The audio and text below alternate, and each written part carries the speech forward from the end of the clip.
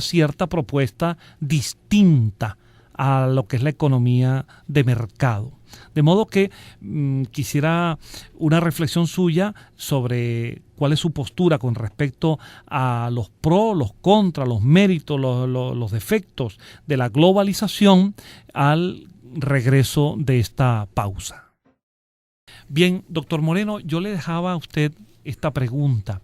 Con respecto a los dos enfoques de la globalización, el positivo y el negativo, por simplificar, usted de ambos los plantea, pero me dio la impresión que usted no fijó una opinión explícita sobre si le parecía que un enfoque era más acertado que el otro. ¿Usted lo deja intencionalmente así?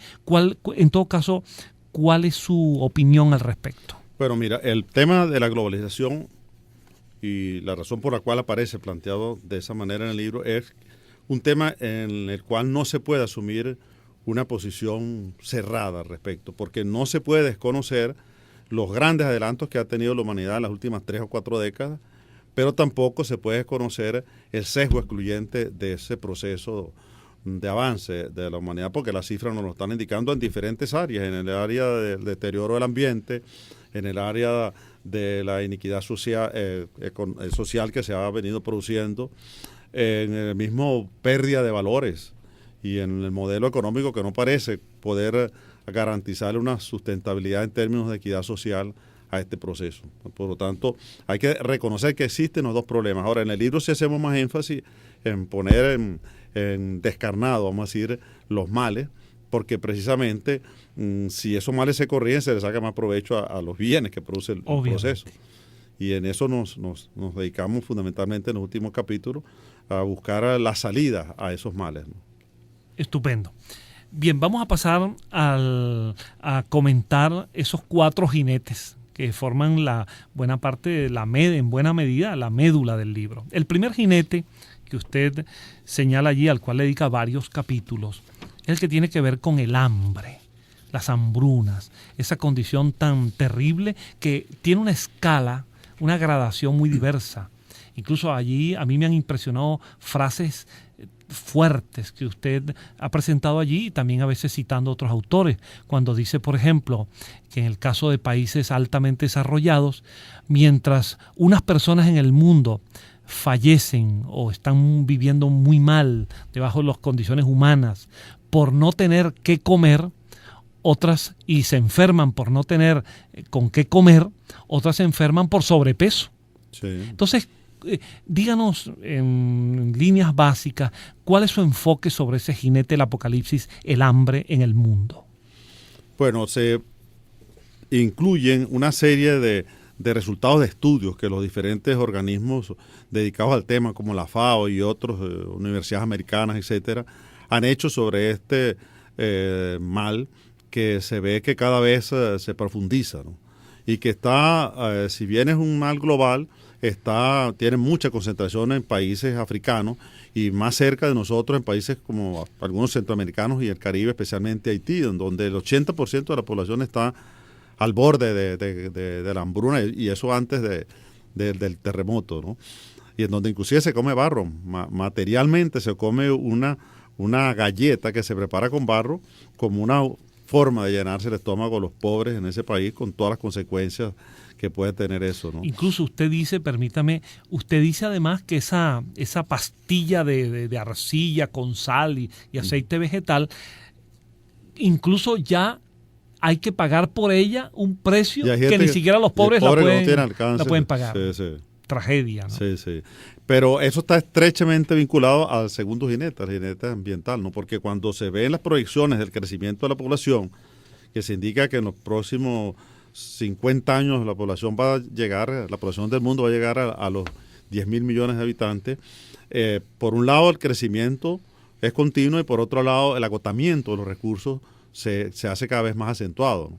Entonces el tema de la hambruna tiene que ser un tema visto con esa visión casi armagedónica, a menos que se busquen cambios radicales en los esquemas de producción y consumo de la alimentación para la especie humana, ¿no?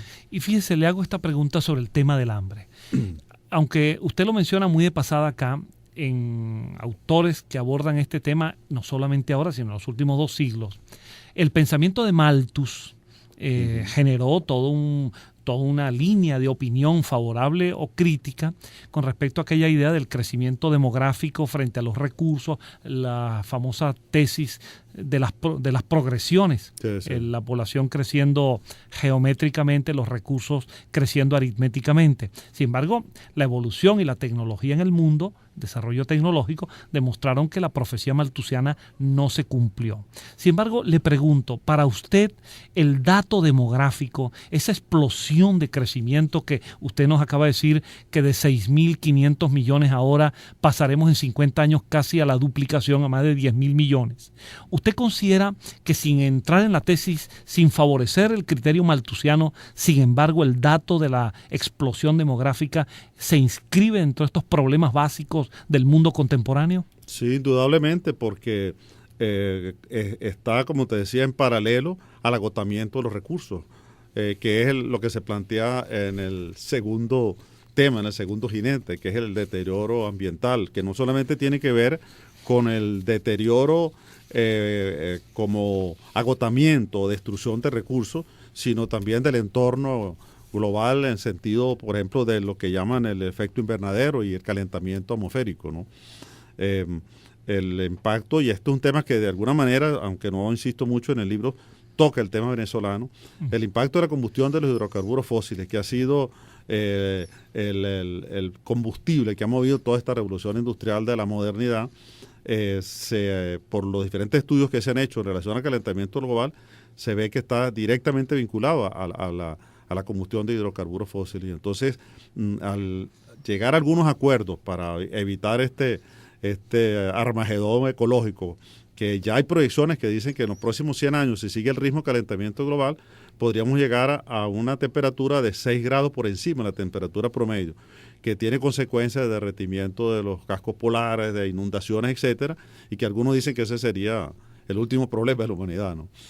Para detener eso se han hecho varias reuniones, desde la primera cumbre de la Tierra de Río, Kioto, el último Copenhague, pero se mueven muchos intereses económicos, no se ha podido llegar a acuerdos que permitan atacar eficientemente este problema. Aunque en el tema de los hidrocarburos, en donde hay otras connotaciones como es de intereses geopolíticos, las grandes potencias no tienen suficientes combustibles fósiles para manejar su maquinaria industrial, sí puede llegarse en un tiempo no muy largo a buscar energías limpias que definitivamente reemplacen al petróleo. Y yo me hago la pregunta que se hacía Uslar Pietri hace 30, 40 años. Él hablaba del agotamiento del petróleo. Yo hablaría ahora del agotamiento del uso del petróleo con fines industriales o comerciales. Cuando eso suceda, Venezuela, que es un país en donde en los últimos 30 años hemos más bien profundizado el rentismo petrolero, va a ser un caso, como decía Uslar, para la Cruz Roja Internacional, porque aquí tendría que estar repartiendo comida en las calles de la hambruna que pasaríamos. Es una frase tremenda que usted la cita aquí en el libro con mucha serenidad, que el doctor Uslar Pietri haya dicho que si Venezuela no modifica esa política rentista derivada prácticamente casi exclusivamente del petróleo, podemos llegar a ser un caso de hambruna y de miseria del cual tendría que ocuparse la Cruz Roja Internacional. Claro, que tendría que ocuparse otros países también. Fíjate que el tema es muy preocupante porque la hambruna va a tener, si sigue el ritmo de agotamiento de recursos, hay que ver que, por ejemplo, el mar Aral, que era una de las grandes fuentes de alimentos marinos, ya está muerto desde el punto de vista de biológico. O sea, no hay pesca en el mar y hay proyecciones tremendas en relación a lo que puede pasar con otras fuentes de recursos. Y Venezuela, en vez de avanzar hacia una diversificación económica, hacia una economía, hacia una agricultura que permita el sustento de los ciudadanos, cada vez somos más dependientes de la producción internacional. Y esa producción se compra con petróleo, o sea que nos agarraría por los dos lados. Por los dos lados. De modo, quiero decirles, amigos, que en este libro, la parte cuarta, que se refiere a este segundo jinete apocalíptico, la crisis medioambiental, yo le he dicho fuera de micrófono al doctor Moreno que, en mi opinión, esta parte solamente se podría editar como un libro, porque tiene una visión tan completa de los problemas ecológicos que plantea la ecología, relacionado con la desaparición de especies, con el agotamiento de recursos, con la contaminación desde tierra agua,